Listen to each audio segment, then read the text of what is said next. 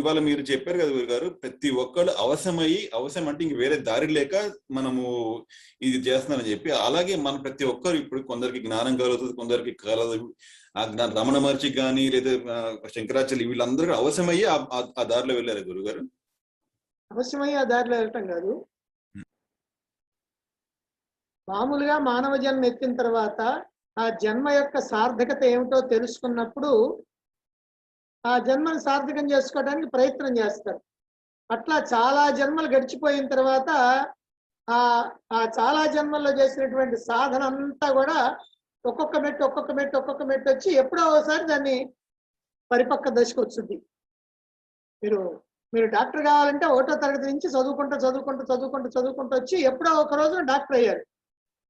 ఆ ఒక రోజున డాక్టర్ అయ్యారంటే ఆ ఒక్క రోజుతోటి మీరు డాక్టర్ కావడానికి మీరు చేసిన కృషి ఏమీ లేదు, కానీ ఇన్ని సంవత్సరాల కృషి ఉంది.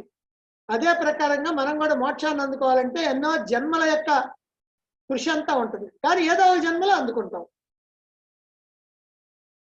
కాబట్టి ఆ ప్రకారంగా మనకంతా మనం చేసినటువంటి కృషి ఏదైతే ఉందో అదే మనం అట్లా వచ్చి ఆ స్థానానికి మనం చేరుతాం.